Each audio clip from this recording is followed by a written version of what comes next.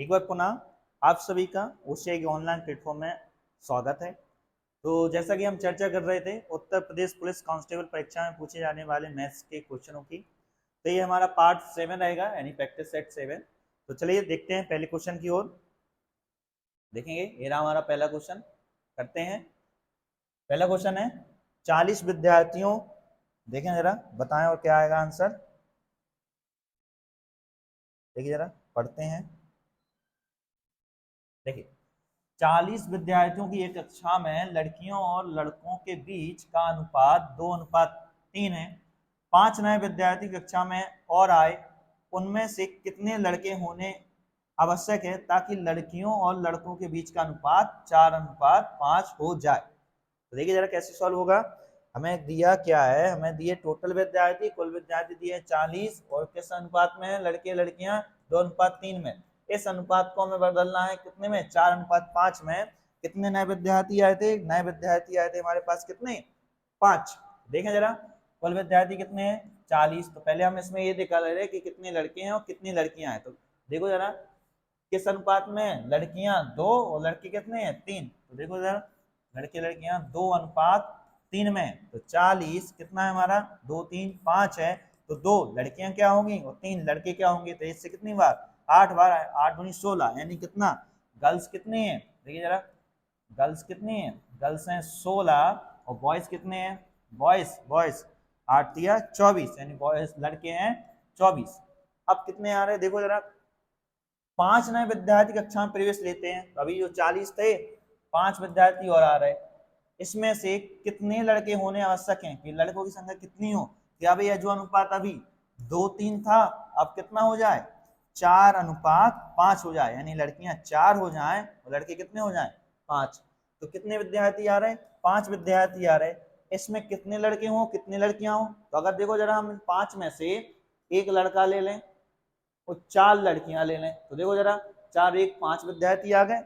और इसमें देखेंगे तो अब लड़कियों की संख्या कितनी हो जाएगी, 16 4 20, और लड़कों की संख्या कितनी हो जाएगी, 24 1 25। अगर 5 से काटें तो कितनी बार कटेगा, 4:5।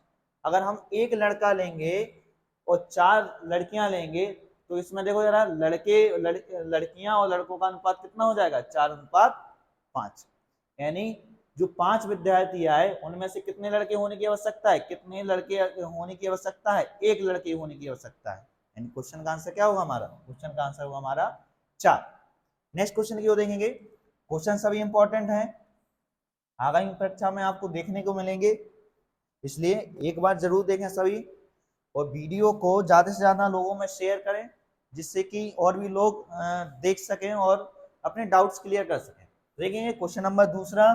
क्वेश्चन नंबर दूसरा है, दो अलग अलग संख्याओं का लासा 30 है, निम्नलिखित में से कौन उनका मासा नहीं हो सकता। 4 ऑप्शन दिए हैं, बताना है इनमें इसका मासा कौन नहीं हो सकता। तो देखो जरा, अगर हमारे पास कोई संख्या है तो लासा और मासा कैसे निकलेगा। जैसे हमारे कोई संख्या दी, कैसे, 1x या फिर x सीधा, 2x और 3x, ये 3 संख्या है और इनका हम निकाल रहे हैं एलसीएम। तो एलसीएम क्या निकलेगा इसका, देखो जरा, एलसीएम इनका एलसीएम क्या होगा, 1 गुणा 2 गुणा 3 गुणा x, least common multiply. M का मतलब होता है मल्टीप्लाई, यानी लीस्ट, यानी सबको ले लो एक बार, छोटे से छोटे को, कॉमन जो एक ही बार लेना है, और मल्टीप्लाई है ना इनका गुणनफल। और अगर हमने इनका निकालना क्या, एचसीएफ, तो एचसीएफ क्या होगा इनका, एचसीएफ होगा कितना, हाईएस्ट कॉमन फैक्टर। तो हाईएस्ट कॉमन फैक्टर यानी जो इनमें कॉमन हो, और कॉमन है अभी सबसे बड़ा, तो इनमें सबसे कॉमन हो, कॉमन इसमें क्या है, एक्स, और सबसे बड़ा कितना, एक्स ही। तो इनका एचसीएफ कितना होगा, एक्स। तो यहां से देखा हमने दो संख्याओं का एलसीएम कितना है, दो संख्याओं का एलसीएम है हमारा 30। हमारा दो संख्याएं कितना है, एक्स और वाई, इनका एलसीएम कितना हो गया, 30 हो गया। अब ये 30 है तो ये इसका क्या, गुणज होंगे, मल्टीप्लाई होंगे। तो हम ऑप्शन में मैच कर ले रहे हैं कि 30 के मल्टीप्लाई कौन कौन से हैं, इनके गुणज कौन कौन से हो सकते हैं। जो नहीं होगा तो उनका क्या होगा, एचसीएफ। यहां से देखा 30, 15 दूनी 30, हाँ ये इसका है। 10 3 30, ये भी है। 6 5 30 है, क्या 12 नहीं है, 12 क्या होगा इनका, 12 क्या नहीं है, तो 12 इनका क्या, एचसीएफ नहीं हो सकता। देखो क्या कह रहे हैं, नहीं उनमें से कौन उनका मासा नहीं हो सकता, जो इसका मल्टीप्लाई नहीं है तो इसका क्या, मासा भी नहीं हो सकता। यानी क्वेश्चन का आंसर क्या होगा, क्वेश्चन का आंसर होगा हमारा 4। नेक्स्ट क्वेश्चन की ओर देखेंगे, क्वेश्चन नंबर तीसरा। ये रहा हमारा तीसरा क्वेश्चन नंबर। आपको 19 से 20 क्वेश्चन देखने के मिलेंगे। देखते हैं इस बार किस टाइप से वो क्वेश्चन दे रहे हैं। आशा है कि ऐसे ही क्वेश्चन आपको देखने के मिलेंगे, क्योंकि आपका यूपी पुलिस का पेपर है, तो इसी पैटर्न पे आएंगे। देखेंगे क्वेश्चन नंबर 3। यदि किसी संख्या के 1/5 यानी 1/5 के 1/4, 1/4 का 1/3, 1/3 कितना है? 18 है। तो उस संख्या का 3/10वां हिस्सा कितनी है? तो उस संख्या का 3/10वां हिस्सा कितना है? तो देखिए जरा, हमारा संख्या कितनी है, सीधा सॉल्व ही करना है। हमारा संख्या x, इसका कितना 1/5, तो 1/5 1/4 गुणा के 1/4 का 1/3 का यानी गुणा फिर 1/3, 1/3 कितना है? 18 है।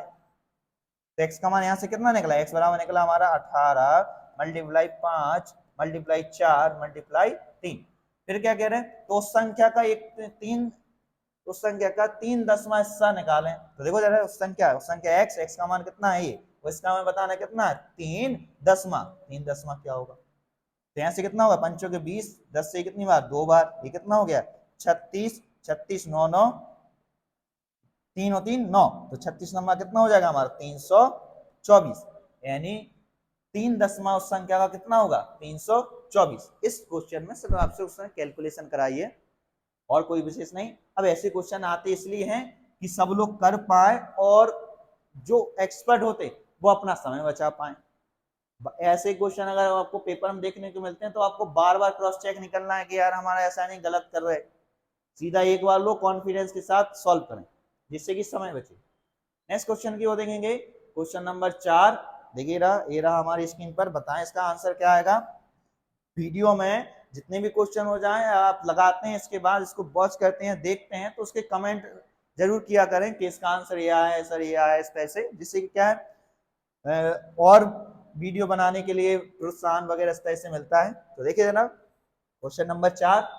45 संख्याओं का औसत 33 है। यदि प्रथम 15 संख्याओं का औसत 28 है और अंतिम 25 संख्याओं का औसत 35 है, तो शेष 5 संख्याओं का औसत ज्ञात कीजिए। औसत है, ऐसा कोई पेपर नहीं है यहाँ पर, ऐसा कोई स्टूडेंट भी नहीं जो आप जो भी पेपर देंगे कि जिस क्वेश्चन को ना करवाएं, और ऐसा कोई पेपर नहीं जिसमें ये क्वेश्चन आए ना। औसत आता ही आता है, एक ना एक क्वेश्चन आपका आना ही आना है, चाहे वो आपको डायरेक्ट औसत दे दें या फिर वो आपको सांख्यिकी स्टैटिक यानी डीआई में बना के दे दें, यानी औसत तो पूछा ही पूछा जाता है। तो औसत देखो जरा, औसत के लिए आपको सिर्फ एक चीज याद रखनी है। औसत बराबर क्या होता है हमारा? औसत बराबर होता है योगफल बटे संख्या। सिर्फ एक फॉर्मूला, पूरा आपका औसत इसी चैप्टर से इजीली हो सकता है। तो देखो जरा क्या कह रहे हैं, 45 संख्या है, उनका औसत 33। तो हमें दिया संख्या दी, औसत दिया, तो अगर हम इन दोनों का गुणा करेंगे तो क्या निकलेगा? हमारा योगफल। तो देखो जरा कितनी संख्या है? 45 संख्या है, उनका औसत कितना है? 33 है। एक किया हमने बैलेंस इक्वेशन लगा रहे हैं। अब देखो जरा, जिसमें से यदि 15 संख्याओं का औसत कितना? 28 है। 15 संख्याओं का औसत कितना है? 28 है। और अंतिम 25 संख्या है, अंतिम 25 संख्याओं का औसत कितना है? 35 है। तो देखो जरा, टोटल 45 संख्याएं थी, 15 ये हो गई, 25 ये हो गई, 40 हो गई, बची कितनी? 5 संख्याएं। इनका औसत ए क्या होगा, ये हमें बताना है। तो कैसे बैलेंस किया? देखो जरा, संख्या औसत, संख्या औसत, संख्या औसत, संख्या औसत, कुल संख्या कुल औसत बराबर कुल संख्या कुल औसत। ए का मान निकाल ले रहे। सॉल्व करेंगे तो दिया हमने कितना, इससे 5 से भाग दे रहे थे, कितनी बार? 9 गुणा 33 बराबर इसमें 3 गुणा इससे कितनी बार? 28। ये कितना? 5। 5 गुणा 35 प्लस ए। और सॉल्व करेंगे फायदा तो कितना हो गया? 9 30 27, 9 30 27 2 29 यानी 297। ये कितना होगा? 28 दिया 84 प्लस ये कितना हो गया? 35 पंचे 175 प्लस ए। सॉल्व करेंगे तो यहाँ से कितना निकला? ए बराबर कितना निकलेगा? 38। यानी शेष 5 संख्याओं का औसत कितना होगा? शेष 5 संख्याओं का औसत होगा 38। 5 4 9, 7 में से 9 जाएंगे तो कितना? 17। 17 में से कितना? 9 घटेंगे तो कितना बचेगा? 8। यानी कितना आएगा? 38 आएगा। पूरा सॉल्व करने की जरूरत नहीं आती, कभी कभार सीधा आप लास्ट डिजिट से भी कर सकते हैं। ये तरीके होते हैं आपके अपने अपनी कैलकुलेशन के हिसाब से। और कैलकुलेशन जब तक नहीं बढ़ेगी जब तक आपको प्रॉपर तरीके से पहाड़ी या आपकी बेसिक कैलकुलेशन स्ट्रॉन्ग ना हो। देखेंगे अगला क्वेश्चन, ये रहा हमारा अगला क्वेश्चन आपके सामने स्क्रीन पर। बताइए इस क्वेश्चन का आंसर क्या आएगा। देखिए जरा बताएं, सीधा करें एक ही बार में। देखो, एक वस्तु को उसके विक्रय मूल्य के 9/11 पर बेचकर मधु को 10% की हानि होती है। यदि वह वस्तु को उसके वास्तविक विक्रय मूल्य के 95% पर बेचती है तो लाभ प्रतिशत 1 के स्थान पर क्या होगा। ये क्वेश्चन आपको प्रैक्टिस सेट में भी आया है। मोस्टली क्वेश्चन तो सभी प्रैक्टिस सेट के ही रहते हैं, लेकिन ये क्वेश्चन एक दो बहुत से लोगों ने पूछा था, तो इसलिए इसमें इस सीट में भी लिया गया है। तो देखेंगे क्वेश्चन नंबर 5 कैसे क्या कह रहे हैं। जब ये बात कही जाए एक वस्तु को उसके विक्रय मूल्य के, तो अगर विक्रय मूल्य कुछ भी लिखा है और उसके बाद इस तरह से हमें अंक दिए या कोई संख्या दी, तो इसका मतलब क्या होता है कि ये दिया हमें 9/11, तो इसका मतलब है कि इसमें विक्रय मूल्य कितना है, 11 है, जिसमें से 9 पर बेचने पर उसे कितने की हानि हो रही, 9 पर बेचने पर उसे 10% की हानि होती है। तो हमने देखा है इधर संख्या कितनी हमें 9/11 दी है, विक्रय मूल्य के तो ये दिया हमें कितना, विक्रय मूल, तो हमारा विक्रय मूल कितना हो गया, विक्रय मूल हो गया हमारा कितना, 11। तो एक साइड लिखा हमने क्रय मूल, एक साइड लिखा हमने विक्रय मूल, तो कितना हो गया, विक्रय मूल हमारा इसमें कितना है, 11 है। अब देखो जरा, यदि वह देखो जरा 9 पर विक्रय मूल के कितने पर, 9/11 पर बेचे तो 10% हानि होती है। तो 11 की चीज हम 9 पर बेच रहे हैं, 11 की चीज 9 पर बेच रहे हैं, 10 की हानि है यानी कितना, 90 है। तो 100 सही विक्रय क्या होगा, यानी जिस पर हमें ना हानि हो ना लाभ हो, जिस पर क्या हमें ये हानि ना हो। तो इससे कितनी बार कटाई, 10, यानी अगर 9 10 की जगह 9 की जगह हम इसे कितने में, 10 में बेचने तो हमें क्या नहीं होगी, हानि नहीं होगी। लेकिन इसका विक्रय मूल्य तो अभी भी कितना है, 11 है। देखो जरा, 9 में बेचने पर 10 की हानि, 9 की चीज अगर हम कितने 10 में बेच रहे हैं तो कोई हानि नहीं, इधर से हमने इसको निकाला, लेकिन अभी भी इसका विक्रय मूल्य तो 11 है। लेकिन ये क्या कह रहे हैं, उसके वास्तविक विक्रय मूल्य, तो वास्तविक विक्रय मूल्य उसका कितना था, 11 के 95% पर बेचते हैं। अगर हम 10 की चीज 11 में भी नहीं बेच रहे, 11 के कितने में बेच रहे हैं, 11 के 95%, यानी 11 का 95/100। तो ये सॉल्व किया तो कितना निकला हमारा, 10 45 कितना 100 बराबर निकले हमारा कितना, 10.45। यानी वास्तविक विक्रय मूल्य 11 था, 11 की जगह इसको हम कितने में बेच रहे हैं, 10.45 में बेचे। तो अब बताना कि अब लाभ क्या होगा, जो अभी हमें हानि हो रही थी तो लाभ क्या होगा। तो 10 पे बेचने पे कोई लाभ हानि नहीं, तो हमें कितना बेचे जाए, 10 की जगह बेच रहे हैं हमें 10.45 में, तो कितना अधिक बढ़ाया हमने, 10.45 बढ़ाया। किससे बढ़ाया, 10 से बढ़ाया, 10 का के लिए गुणा, प्रतिशत के लिए 100 और प्रतिशत का निशान। इससे हमारा एक बार और गया तो बच्चा कितना हमारा, 4.5% लाभ होगा। जो हानि हो रही थी तो काय में बदल जाएगा, लाभ में बदल जाएगा। यानी आंसर होगा हमारा कौन सा, आंसर होगा हमारा दूसरा।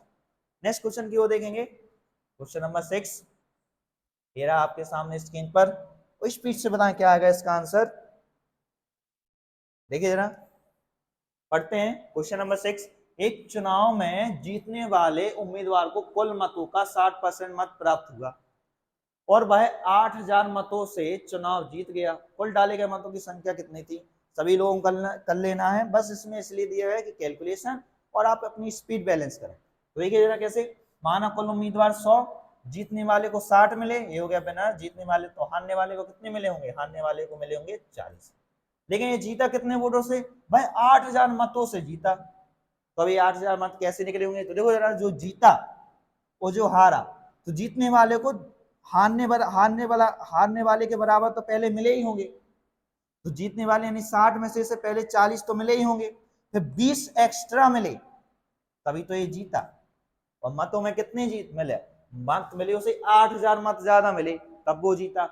नहीं तो यहाँ अगर इसे 40 मिले, इसे 40 मिले तो कोई नहीं जीतता। जब इसे 20 अधिक मिले तभी तो इसे देखो जरा, 40 को मैंने कैसे तोड़ा, 60 को कैसे तोड़ा, 40 और 20 में। जब उसे 20 अधिक मिले तब वो जीता। और वोटों में कितना है, 8000, तो 8000 उसे जब मत मिले तब वो जीता। तो 8000 संख्या और 20 क्या प्रतिशत, तो ये हो गया 20। 8000 20 है तो कुल वोटों की संख्या 100 क्या होगा, इससे कितनी बार, 4 बार, यानी 4 वोटिंग कितनी थी, 40,000। कुल मतों की डाले गए वोट कितने थे, 40,000।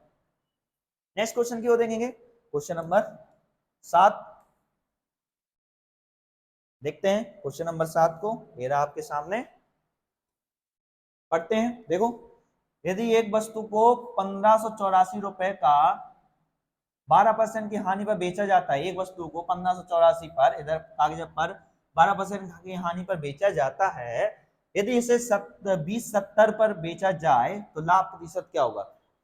अक्सर संभावना होती है ऐसे क्वेश्चन की, वो इसको सीधा आपको एक ही लाइन में बैलेंस करना है, अलग अलग क्रय विक्रय ऐसे नहीं निकालना। आपको कैसे बैलेंस करेंगे, हमें क्या दिया, अगर रुपए दिए तो रुपए बटे सीधा लगाना है लाभ, अगर लाभ है तो 100 प्लस और हानि है तो 100 माइनस, तो इसको सीधा बैलेंस करेंगे, सामने भी रुपए और लाभ है तो 100 प्लस और अगर हानि है तो 100 माइनस। कभी कभार क्या होता है कि मात्रा भी दी होती है, कैसे मात्रा, जैसे इसमें कहा है 1584 में 12% की हानि, लेकिन कभी कहते हैं कि 1584 में इतनी वस्तुएं बेचने पर या खरीदने पर, तो हम यहाँ से देख ले रहे, तो उसके लिए हम क्या करेंगे, सेम इसी में बैलेंस कर देंगे, एक स्टेप और आगे बढ़ जाएंगे, कैसा, रुपए बटे मात्रा, रुपए की जगह रुपए में भाग देंगे मात्रा से, बटे में क्या देंगे सीधा, अगर लाभ है तो 100 प्लस, हानि है तो 100 माइनस, को बराबर करेंगे सेम, रुपए बटे मात्रा में सीधा कितना लाभ या हानि। अब ऐसा करने से क्या होता है, बहुत से स्टेप बच जाते हैं, इसमें ना तो आपको क्रय निकालना ना विक्रय निकालना, सीधा आपने सीधा बैलेंस कर दिया, रुपए है तो लाभ हानि सीधा, रुपए है वो मात्रा है तो रुपए बटे मात्रा बटे लाभ है हानि सीधा।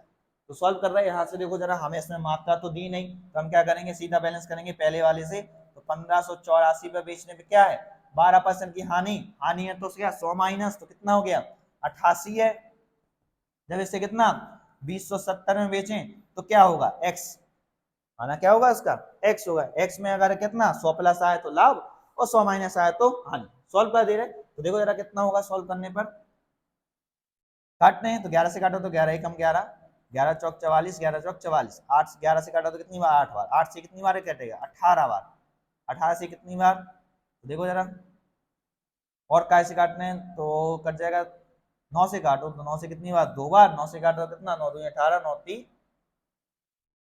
27, फिर 2 से और काट देंगे तो कितना निकलेगा, x बराबर निकलेगा 115, 100 प्लस आया, 100 प्लस कितना अधिक आया है 15 आया है, यानी कितना परसेंट लाभ होगा 15% लाभ होगा। क्वेश्चन का आंसर क्या होगा हमारा, क्वेश्चन का आंसर होगा हमारा दूसरा। नेक्स्ट क्वेश्चन की ओर बढ़ेंगे, क्वेश्चन नंबर 8, ये रहा आपकी स्क्रीन पर, देखिए रहा, ऐसे ही क्वेश्चन आएंगे, किसी क्वेश्चन की भाषा बड़ी होगी लेकिन उनकी कैलकुलेशन बहुत सरल होगी, जिन शब्दों को क्वेश्चन की लैंग्वेज बड़ी होती है बहुत ही ट्रिकी, और स्टेप बाय स्टेप करें तो एक ही बार में होगा, बस घबराने की यार इतना बड़ा सा क्वेश्चन आ गया, ऐसा कुछ नहीं होता है। देखें जरा क्वेश्चन नंबर 8 की ओर, 3 साझेदार ए बी सी कुल 30,000 रुपए की धनराशि का निवेश करते हैं, वर्ष के अंत में लाभ के रूप में ए को 20,400 रुपए, बी को 25,500 रुपए, सी को 30,600 रुपए प्राप्त होते हैं, ए और सी द्वारा एक साथ कितनी राशि का निवेश किया गया था।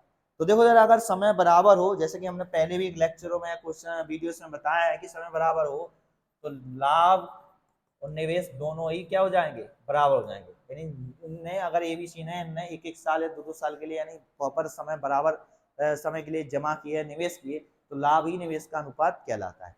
तो यहाँ से देखेंगे हम कितना, या फिर यह तो होता है लाभ बराबर क्या होता है, निवेश गुणा समय, यानी कौन ने कितने रुपए कितने समय तक इन्वेस्ट किया है, निवेश किया। तो देखेंगे इसमें हमें क्या दिया है, हमें दिया है एबीसी ने कुल कितने रुपए धनराशि लगाई, एबीसी ने 30,000 रुपए धनराशि लगाई, किसने लगाई, ए बी सी ने, ए ने बी ने सी ने निवेश किया कितने का 30,000 रुपए का निवेश किया। तो इसमें देखो जरा, वर्ष के अंत में यानी एक एक वर्ष के में ए के लाभ को कितने मिले, ए को मिले लाभ के रूप में कितने मिले 20,400 ए को मिले अनुपात, बी को कितने मिले, बी को मिले 25,500 मिले अनुपात, सी को कितने मिले, सी को मिले 30,600 अनुपात में। क्यों लेगा, क्योंकि हम सीधा निवेश लाभ के अनुपात से सीधा निवेश निकाल ले रहे हैं, वर्ष के अंत में यानी सबने एक एक वर्ष के लिए निवेश किया, अब ये लाभ है तो लाभ से क्या उल्टा निवेश निकाल ले रहे हैं, तो ये कितना देखो सॉल्व कर रहे हैं, अनुपात बनाते हैं तीनों के बीच में, तो ये लगाया हमने अनुपात के निशान और सॉल्व कर रहे हैं, तो 2 जीरो से 2 जीरो है, 2 जीरो से 2 जीरो है, और काटो 4 से काटो जरा कितनी बार कट रहा है, 4 से 5 से काटो जरा किस तरह से कटेगा, तो बताओ जरा कितना अनुपात बनना है इसमें, ये बनना हमारा कितना 4:5:6, यानी ए ने 4 के रूप में निवेश किया, बी ने 5 के रूप में और सी ने कितना 6 के रूप में, जब तो इनको लाभ कितना हुआ 4, 5, 6। पूछा क्या है ए और सी द्वारा एक साथ कितनी राशि का निवेश किया गया था, तो देखो जरा कुल राशि कितनी थी, कुल राशि थी 30,000, जो किस अनुपात में निवेश की गई 4, 5, 9, 6, 15 के रूप में निवेश की गई। पूछा क्या है ए और सी का, ए और सी का, तो ये कितना, ए ने 4, बी ने कितना 6, सॉरी सी ने कितना 6, तो कितना ए का 4 और सी का कितना 6, और तो कितना हो जाएगा, इससे कितनी बार 2 बार, ये कितना निकलेगा 2,000 गुणा कितना 6, 4, 10, 10 और कितना हो जाएगा 20,000। ए और सी का निवेश था 20,000, यानी क्वेश्चन का आंसर क्या होगा हमारा, क्वेश्चन का आंसर होगा हमारा सी। नेक्स्ट क्वेश्चन की ओर चलेंगे, क्वेश्चन नंबर 9, ये रहा आपके सामने स्क्रीन पर, और बताइए जरा क्या है क्वेश्चन का आंसर क्या होगा। क्वेश्चन को एक बार देखना जरूरी है, वीडियो को लाइक भी करें और अधिक से अधिक लोगों में सब्सक्राइब करें, और जो लोग पहली बार वीडियो को देख रहे हैं उसको सब्सक्राइब करना ना भूलें। तो देखिए जरा next question, question number 9, question number 9 है एक्स और वाई एक काम को 12 दिनों में पूरा कर सकते हैं, वाई और जेड इसे 15 दिनों में पूरा कर सकते हैं, जेड और एक्स इसे 10 दिन में पूरा कर सकते हैं, ये तीनों मिलकर इसे कितने दिनों में कर पाएंगे, बताएं जरा क्या कैसे कर पाएंगे। लाइव आगे वीडियो आपको इसलिए नहीं दी जा रही है अभी 1-2 लेक्चर से, जिससे कि आपका समय बच सके। क्या है, पेपर नजदीक है, आपको वीडियो को हो सके तो 2x स्पीड से देखें, बस एक बार नजर डाल ली क्वेश्चनों पे, आपको आता सब है, बस आपको एक प्रैक्टिस देना है, फ्लो देना है अपने आप अपनी तैयारी को, जिससे कि हमें कितना 38 में से 38 क्वेश्चन 38 में से 38 नंबर आए मैथ्स के क्वेश्चन में, मैथ में। तो देखिए जरा क्या दिया हमें, एक्स वाई कितने दिन में कर सकते हैं, क्षमता दी है, तो एक्स वाई कर सकते हैं इसे कितने दिन में 12 दिन में कर सकते हैं, बाई जेड इसे कितने दिन में कर रहे हैं, बाई जेड इसे 15 दिन में कर सकते हैं, और जेड एक्स से कितने दिन में कर रहे हैं, जेड एक्स से 10 दिन में कर सकते हैं। इनकी क्षमता दी, सीधा लगाएंगे ओसीआई वाले फॉर्मूले से और सीधा बैलेंस करेंगे, तो ये लगा हमने कितना, देखो जरा ओ सी आई, ओ मतलब वनडे वर्क, सी मतलब कैपेसिटी, आई मतलब आइटम वगैरह ने कितना काम किया। तो देखो जरा एक्स वाई एक दिन में कितना करते हैं 12 दिन, किसी कार को 12 दिन में कर सकते हैं, इनकी क्षमता दी। बाई जेड से कितने दिन में कर सकते हैं 15, जेड एक्स से कितने दिन में कर सकते हैं 10 दिन में, तीनों का कॉमन कार्य निकाल लेंगे एलसीएम, तो एलसीएम कितना आया 12, 15, 10 का एलसीएम आया 60। यहाँ से एक्स जेड का एक दिन का कार्य निकाल रहा है, वो है नहीं वनडे वर्क, तो एक दिन का कार्य वन टाइम वर्क इस तरह से, तो 12 का इसमें हमने भाग दिया तो कितना निकला 5, 15 का इसमें भाग दिया तो कितना निकला 4, और 10 का इसमें भाग दिया तो कितना 6। यहां से देख रहे हैं कि सब मिलकर एक्स वाई जेड मिलकर एक दिन में कितना कार्य करते हैं, तो एक्स और एक्स कितना हो गया 2x हो गए, 2 वाई हो गए, 2 जेड हो गए, यहाँ जोड़ा तो कितना होगा 5, 4, 9, 6, 15 हो गए, यानी 2 एक्स वाई जेड मिलकर कितना 15 कार्य करते हैं, और तो एक्स वाई जेड मिलकर कितना कार्य करेंगे 15/2। हमें बताना है क्या है, अगर ये तीनों मिलकर कार्य करें तो कितने दिन कर पाएंगे, तो देखो जरा 30 समय में एक्स वाई जेड करें तो ये कार्य कर पाएंगे, यहाँ से समय का मान निकाल ले रहे, तो एक्स वाई जेड एक दिन में कितना कार्य कर रहा है, एक्स वाई जेड एक दिन में कर रहा है 15/2, टी मल्टीप्लाई 15/2 बराबर कितना 60, 15 से कितनी बार 4, 4 दूनी 8, यानी टी बराबर कितना निकलेगा 8 दिनों में तीनों मिलकर उस कार्य को कर लेंगे, यानी क्वेश्चन का आंसर क्या होगा, क्वेश्चन का आंसर हुआ हमारा पहला। नेक्स्ट क्वेश्चन की ओर देखेंगे, क्वेश्चन नंबर 10, एक सवाल आपका चक्रवृद्धि ब्याज और साधारण ब्याज से भी आना ही आना है। अभी 17-18 फरवरी उन्होंने थोड़े से कम कर दिए क्वेश्चन, लेकिन फिर भी 1-2 क्वेश्चन देखने को मिले थे, तो देखें जरा क्वेश्चन नंबर 10 देखते हैं। एरा 10% वार्षिक साधारण ब्याज की दर से निवेश की गई एक धनराशि में 50% वृद्धि होने में कितना समय लगेगा। अगर आपको ऐसा व्यवहारिक में बता दें कि कितना समय लगेगा तो आप लोग ऐसे तुरंत बता दोगे, ब्याज वगैरह लोग वाग लेते हैं ऐसे, बस यही क्वेश्चन आपको क्या लिखा हुआ जाए तो आप कुछ लोग कर नहीं पाते। तो देखो जरा कैसे होगा, 10% की दर से, आर का मान कितना दिया दर 10%, साधारण ब्याज की बात हो रही है और धनराशि 50% की वृद्धि हो जाए। अगर माने हमारे पास धनराशि 100 है तो 100 के 50% वृद्धि 150 हो जाए, सीधी सीधी भाषा में कहें कि 10% की दर से 100 रुपए 150 कब हो जाएंगे, तो कितना समय लगेगा बताना है। तो देखो जरा साधारण ब्याज यानी सिंपल इंटरेस्ट की बात हो रही, तो सिंपल इंटरेस्ट क्या होगा हमारा, सिंपल इंटरेस्ट क्या होता है P यानी प्रिंसिपल, R दर यानी रेट, T समय बाई 100 इक्वल्स टू होता है हमारा कितना SI, साधारण ब्याज, एक ही फॉर्मूला सभी। तो क्या हो गया हमारा, देखो जरा P माना हमारे पास 100 रुपए है, R 10 की दर से कितने समय में, T समय में बटे कितना 100, अब यहाँ लगाना है ब्याज, ब्याज कितना 100 के कितने हो जाए 150 हो जाए, तो ब्याज कितना मिलेगा हमें 100 के 150 यानी 50 रुपया देख ले, नहीं ब्याज कितना निकला 50। सॉल्व करते हैं, दो जैसे 2 जीरो है, इससे टी बराबर कितना निकला 5। बस अब देखो जरा, एक क्वेश्चन ऐसा है नहीं कि पेपर में जो देखें कर ना पाए, बस हड़बड़ी में कुछ लोग गलत आंसर लगा देते हैं, कुछ लोग तो इतने महान निकले पिछले पेपरों में, उनने शुरुआत ही से पूरी ओएमआर शीट गलत हुई। तो इस विशेष बात का ध्यान है कि आप कुछ लोग क्वेश्चन तो कर तो लेते हैं, लेकिन क्या वो ओएमआर शीट पे ध्यान नहीं देते कि भर क्या रहे। तो इम्पोर्टेंट ये भी है कि अगर आपके पास आंसर आया तो प्रॉपर सही जगह भरा जाए, पता भरा इसका एक आया तो आगे पीछे वाले ने भर दिया, ऐसा हो जाता कभी कभार, क्योंकि एग्जाम प्रेशर बहुत रहता है, तो इस बात का विशेष ध्यान रहे, गलतियां कम से कम करें। नेक्स्ट क्वेश्चन की ओर चलें, क्वेश्चन नंबर 11 ये रहा स्क्रीन पर, करते हैं सॉल्व, बताइए क्या आएगा इसका आंसर, देखते हैं, चलिए पढ़ते हैं।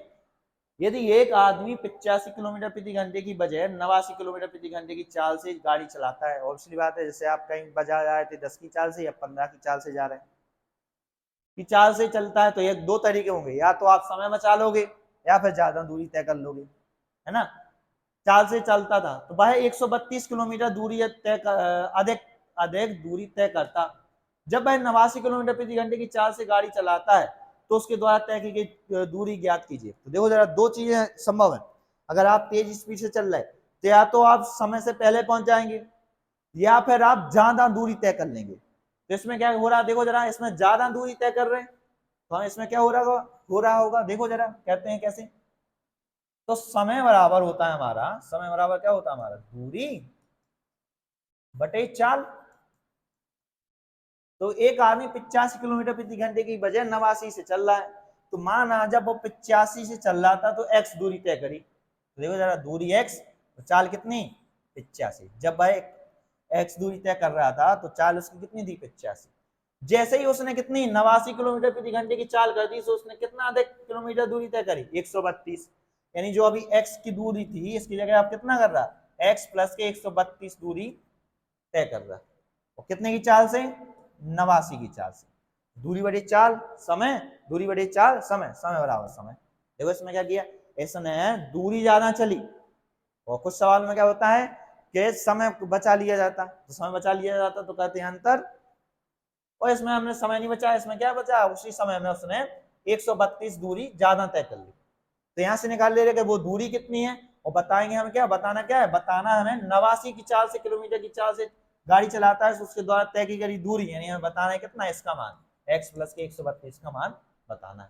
तो पहले हम वो दूरी निकाल रहे हैं, दूरी के लिए क्या करेंगे, हम मल्टीप्लाई किया, क्रॉस मल्टीप्लाई किया, तो ये कितना हो गया 89x 85x प्लस कितना 132 गुणा कितना 85, सॉल्व करेंगे तो ये कितना निकला 4x बराबर कितना 132 गुना कितना 85, 4 से काटो तो कितना 4×3=12, तो x बराबर कितना निकलेगा 33 गुना कितना 85, तो दोनों को गुणा करते हैं मल्टीप्लाई, तो 5×3=15, 8 कितना हो जाएगा 5×3=15, फिर 8×3=24, 15, ये कितना हो गया 8×3=24, 15×39, 1×10 का 40 का 0, 4, 8×3=24 और 4×28, कितना निकला मल्टीप्लाई दोनों को 2805, यानी ये दूरी x का मान कितना है 2805। लेकिन हमें तो बतानी कितनी, जब भाई 89 की चाल से चले तो कितनी दूरी तय करेगा, तो 89 की चाल में कितना कर रहा था x प्लस के 132, तो इधर 28 प्लस 2805 प्लस कितना 132, तो कितना हो जाएगा हमारा 7392, यानी 2937 किलोमीटर की दूरी तय करेगा 89 की चाल से। यानी क्वेश्चन का आंसर क्या होगा, क्वेश्चन का आंसर होगा हमारा पहला। इस सवाल में कॉन्सेप्ट दो चीज याद रखनी है, अगर आप तेज स्पीड से चल रहे, समान गति की तेज स्पीड से चल रहे, तो दो ही कंडीशन फॉलो होती हैं, तो आप समय बचा लेंगे, समय से पहले पहुंच जाएंगे, या फिर आप कुछ दूरी ज्यादा तय कर लेंगे। नेक्स्ट क्वेश्चन की ओर बढ़ेंगे, क्वेश्चन नंबर 12 ये रहा हमारी स्क्रीन पर, और क्वेश्चन नंबर 12 से 13 और 14 में हमें क्या करना है, देखो जरा, हमें दिया है आयत चित्र, दिया है आयत चित्र के बारे में बताना है, ये रहा आपके सामने पूरा आयत चित्र, और देखेंगे जरा, बताएंगे कि क्या क्या पूछा गया है। क्वेश्चन नंबर 12 से 13, 14 ये हमारे 3 क्वेश्चन आयतचित्र के हैं, स्टैटिक्स के हैं, डीआई के हैं। पिछले क्वेश्चनों पे पेपर में हमें डीआई देखने को मिला है, इसलिए इस पर ज्यादा ध्यान दिया जा रहा है। तो देखते हैं क्या कह रहा है आयतचित्र। निम्न आयतचित्र में किसी कक्षा के 60 विद्यार्थियों की ऊंचाई का विवरण दिया गया है। 60 विद्यार्थी हैं, ये सब टोटल 60 विद्यार्थी हैं, ऊंचाई का हमें विवरण दिया गया है। आयतचित्र का अध्ययन करें और प्रश्न का उत्तर दें। प्रश्न क्या है? क्वेश्चन नंबर 12 पहले देखो, 150 सेंटीमीटर से अधिक ऊंचाई वाले छात्रों की संख्या। तो देखो जरा, ए दिए हैं, ए दिए हमें इस तरह से, इधर लिखा नहीं है, ए है छात्रों की संख्या, छात्रों की संख्या, ये छात्रों की संख्या है।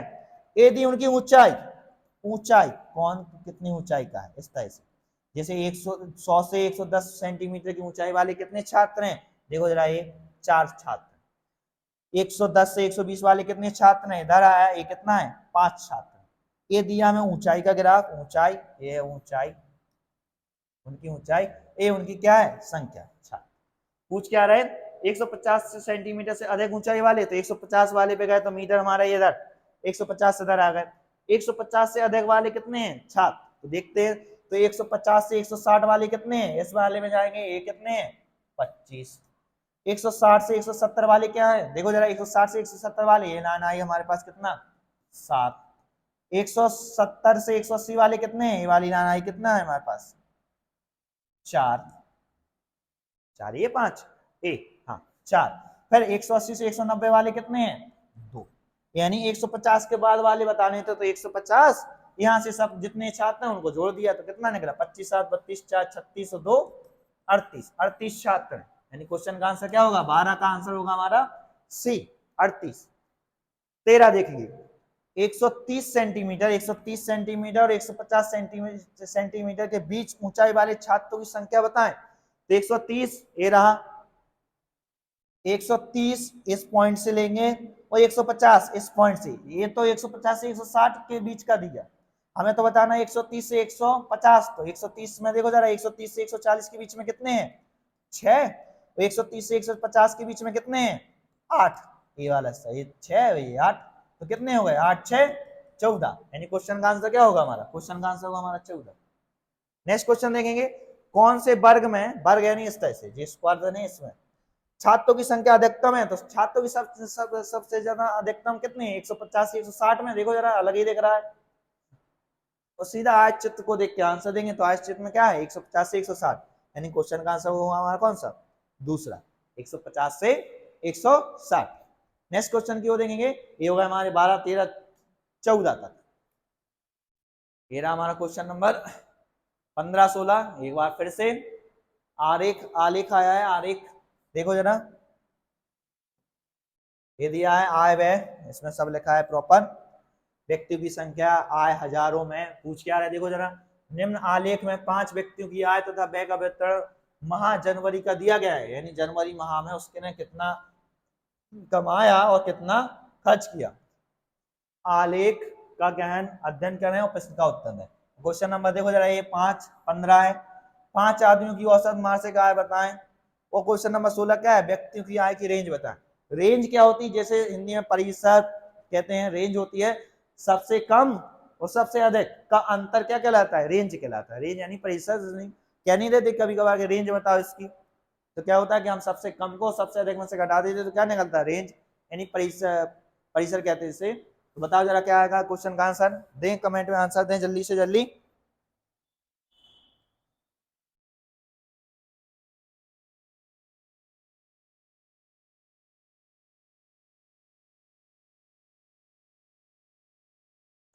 तो देखो जरा, अगेन हमने जैसा कि पहले क्वेश्चन बताया था कि औसत आपको डीआई में पूछा जा सकता है, तो औसत आता ही आता है। तो देखते हैं क्वेश्चन नंबर 15, 5 आदमियों की औसत मासिक आय। रेड वाला बता रहा है आपकी आय को, ब्लू वाला बता रहा है आपके व्यय को। तो देखो जरा, पहले माह में फर्स्ट में कितनी आय है? आय कितनी है इसकी? देखो जरा, आय रेड, रेड कितना है हमारा? रेड देखो जरा, रेड से हमारा कितना? 5। दूसरे में कितना है? 7.25। तीसरे में 5.5। चौथे में इधर 8.75। पांचवें में 4.25। पांचों में आ गए, पांचों हफ्ते के इस तरह से। अब निकालना है औसत, तो औसत के लिए क्या करेंगे हम, पहले कुल योग और जो कितने हैं संख्या 1 2 3 4 5 से भाग, तो योग निकाल रहा है। तो एक निकाला, देखो जोड़ते हैं, 5 7 12, 12.75 में 5 और 10.5 जोड़ा तो कितना हो गया 17.75 में 8 जोड़ा तो कितना हो गया 24.25 कितना 25, नहीं 25.5 में 4 कितना हो जाएगा, 4 जोड़ा तो कितना हो जाएगा 25 नहीं होगा 26 दशमलव कितना होगा हमारा 25 में 4 जोड़ा तो कितना हो गया हमारा, ये हो गया हमारा कितना 30.5। 30.5 ही निकलना। सॉल्व करेंगे, वो 5 से भाग दे रहा तो देखो जरा 5 से भाग दिया तो कितना निकला, 5 से 5 चक्का 30 दशमलव 1 और 5 एकम 5 यानी 6.1। बताओ जरा कितना निकला, सही निकल रहा क्या, जोड़ने पे कितना निकल रहा, जोड़ने पे निकलना हमारा है, इसको जोड़ने पे निकलना हमारा 30.75 निकल रहा। मैं 5 से भाग दे रहा है, 5 से कितनी है 5 चक्का 30, फिर 5 एकम 5 और 5 15, नहीं 5 25, इस तरह से दो बचेंगे शेष, नहीं 6.1, 6 दशमलव कितना 6.15। तो ये क्या है हजारों में, तो हजारों में के लिए, हजार के लिए क्या कर देंगे हम 3 जीरो से और गुणा, 3 जीरो से और गुणा किया तो कितना निकला हमारा 6150। यानी क्वेश्चन का आंसर क्या होगा हमारा, क्वेश्चन का आंसर होगा हमारा कौन सा तीसरा 6150। सही है, सबको जोड़ के 5 से भाग, औसत जैसे कि नॉर्मली अपन करते हैं सबको जोड़ के 5 से भाग। व्यक्ति की रेंज बतानी थी 16वें क्वेश्चन में, रेंज रेंज क्या बताया हमने, सबसे कम सबसे अधिक, आय की रेंज बतानी ना कि व्यक्ति, तो आय सबसे कम आय किसमें है, इसमें देखेंगे तो सबसे कम आय तो 5वें में है, कितनी है 4.25। सबसे अधिक कितनी है आय, सबसे अधिक चौथे में कितनी है 8.75, यही हो गई इसकी रेंज। रेंज कितनी हो गई, सबसे कम और सबसे अधिक का अंतर क्या कहलाती रेंज, तो सबसे कम कितनी है 4.25, सबसे अधिक कितनी है 8.75, यानी रेंज क्या होगी इसकी पहले, पहला क्वेश्चन का आंसर क्या होगा हमारा, क्वेश्चन का आंसर होगा हमारा पहला। ये होगा हमारे कौन से 15 और 16 क्वेश्चन। नेक्स्ट क्वेश्चन क्यों बढ़ेंगे, क्वेश्चन नंबर 17, देखें जरा सीधे सीधे सॉल्व करना है, बताएं जरा क्या आएगा इस क्वेश्चन का आंसर स्पीड से कमेंट बॉक्स में, और कमेंट करना ही कमेंट ना है, कोई भी कमी होती है, कोई भी ज्यादा जो भी कुछ भी आपको कहना चाहते हैं, बताना चाहते हैं, सजेस्ट करना चाहते हैं, प्लीज कमेंट जरूर करें। देखिए जरा 17 नंबर क्वेश्चन नंबर 17, यदि दो संख्याओं का योग 15 और उनके वर्गों का योग 113 है तो संख्याओं का गुणनफल क्या होगा, सीधा सीधा बताएं। तो देखो जरा कैसे, माना दो संख्याएं x और y, क्या कह रहे हैं दो संख्याओं का योग, x प्लस वाई बराबर कितना दिया हमें 15, और क्या कह रहे हैं उनके वर्गों का योग, वर्गों का योग यानी x का स्क्वायर प्लस y का स्क्वायर, दोनों का वर्गों का योग कितना दिया 113 दिया है। आप ऑप्शन से भी कह सकते थे स्पीड से। तो बताना क्या है उन संख्या का गुणनफल, हमें बताना है x और y का मान क्या होगा, कोई भी दो संख्या मानो जिनका योग कितना हो जाए 15 हो जाए और उनके वर्गों का योग हो जाए कितना 113, तो वो आप सीधा भी कर सकते हैं। तो क्या करेंगे हम इस वाले क्वेश्चन को दोनों साइड कर दे रहे वर्ग, तो वर्ग किया तो कितना निकला हमारा x प्लस वाई का वर्ग और इधर कितना 15 का वर्ग, तो कितना हो गया हमारा x square plus y square plus 2xy बराबर कितना 225, एक्स स्क्वायर वाई स्क्वायर का मान कितना दिया 113 प्लस कितना 2xy बराबर कितना 225। तो यहाँ से 2xy बराबर कितना निकला 225 से हमने कितना 113 घटाया तो कितना बचा, देखो जरा 2 1 और कितना 1 112 और 2 से भाग दिया तो कितना निकला xy बराबर निकला कितना 56, यानी 7 और 8 ये संख्या कौन सी थी 8 और 7 है, 7 और 8 7 और 8 56, दोनों को जोड़ने पे 15, दोनों के वर्ग को जोड़ने पे कितना निकल रहा है 113, यानी क्वेश्चन का आंसर क्या होगा हमारा, क्वेश्चन का आंसर होगा हमारा पहला। सिर्फ कैलकुलेशन कराई है। नेक्स्ट क्वेश्चन देखेंगे क्वेश्चन नंबर 18, देखिए जरा क्वेश्चन नंबर 18 आपके स्क्रीन पर है, बताएं जरा क्या आएगा, पढ़ते हैं। इस तरह से लिखा है टाइपिंग की रहे और इसके बीच में 350 मीटर और 400 मीटर लंबी दो रेलगाड़ियां समांतर ट्रैक पर जा रही हैं। रेलवे का ट्रैक दो पटरियां एक दूसरे के समांतर ही होती हैं, बस रेलगाड़ी कभी आगे पीछे विपरीत चलती है और कभी कभी समांतर चलती है। तो क्या कह रहे हैं इस तरह से 350 मीटर और 400 मीटर वाली 400 मीटर लंबी दो रेलगाड़ियां समांतर ट्रैक हमेशा समांतर पर जा रहे हैं, एक ही दिशा में चलते हुए तेज चाल वाली रेलगाड़ी को 75 सेकंड में पार कर देती है, पार कर जाती है। तेज वाली छोटे मध्य वाली या धीमी वाली को 75 सेकंड में पार कर जाती है। विपरीत दिशा में विपरीत दिशा में पूर्व की चाल से चलते हुए एक दूसरे को 15 सेकंड में पार कर जाते हैं। अगर सामने आमने सामने से आ रहे, एक इधर से आ रही, एक इधर से आ रही, तो करते हैं 15 सेकंड में। अगर दोनों इस तरह से जा रहे हैं तो कितने सेकंड में करना है? 75 सेकंड में। तो बताना क्या है हमें? उन रेलगाड़ियों की चाल में अंतर क्या होगा, तो उनकी हमें चाल में बताना अंतर क्या होगा। तो माना तेज चलने वाली की चाल, तेज चलने वाली की चाल कितनी है? x, धीमी की चाल कितनी है? धीमी की चाल हमने मानी y। लगाते हैं तो देखो जरा फॉर्मूला लगाते हैं। समय कैसा होगा? समय बराबर दूरी बटे चाल। कैसे? समय जब दिया हमें काय में सेकंड में, इस तरह से। दूरी जब दी हमें काय में मीटर में। चाल दी हमें काय में किलोमीटर प्रति घंटे में, तो गुणा करते हैं हम काय से 18/5।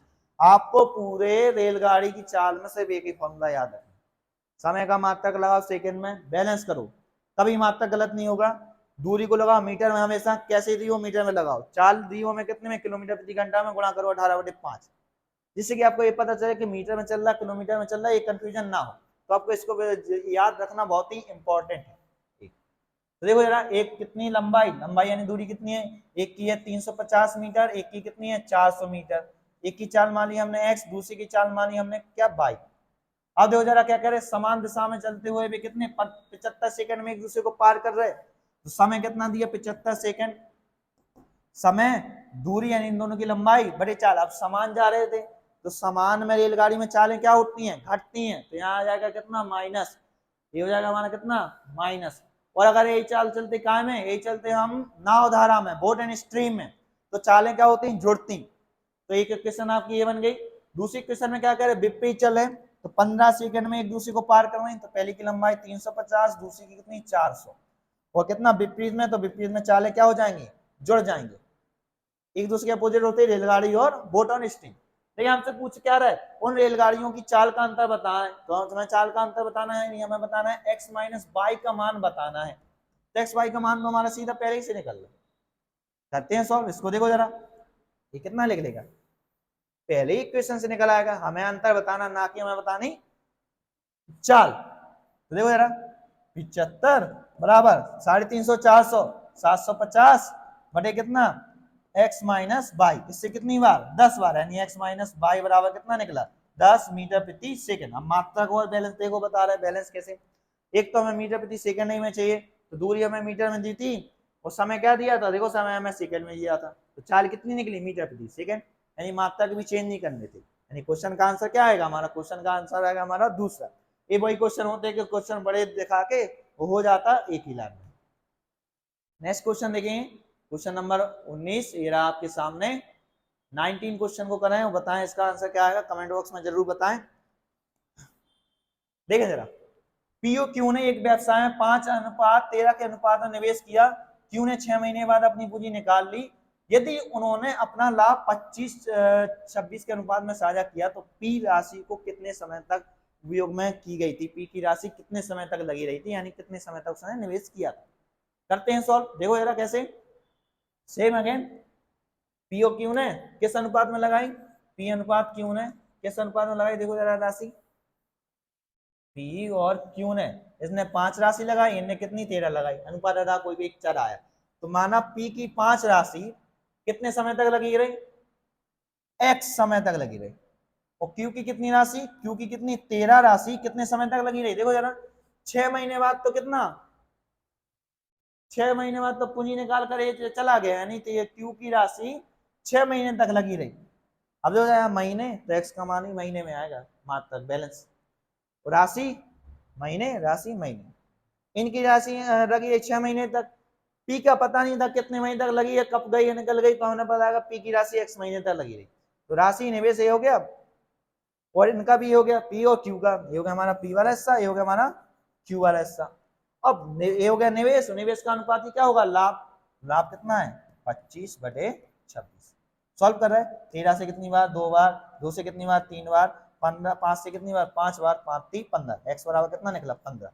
15 महीने तक, 15 महीने तक क्यू की राशि, सॉरी पी की राशि निवेश लगी रही। तो आंसर क्या होगा इसका, क्वेश्चन का आंसर हुआ हमारा 15। तो ये था हमारा प्रैक्टिस नंबर 7 के 7 का लास्ट क्वेश्चन। मिलते हैं नेक्स्ट वीडियो में। वीडियो को ज्यादा से ज्यादा लाइक करें, वॉच करते हैं थोड़ा स्पीड में वॉच करके। अगर आप पहले आपको पता है कि हमारी मैथ स्ट्रॉन्ग है तो थोड़ा स्पीड से वॉच करके करें, लेकिन एक बार जरूर देखें। दूसरों लोगों को भी रिकमेंड करें कि आप इसको एक बार देखें, जिससे क्या आपके कॉन्सेप्ट वगैरह क्लियर हो जाते हैं। चैनल को ज्यादा से ज्यादा सब्सक्राइब करवाएं, ये आपका अपना ही चैनल है। तो इसी के साथ मिलते हैं हम नेक्स्ट पार्ट में प्रैक्टिस नंबर 8 के साथ। धन्यवाद।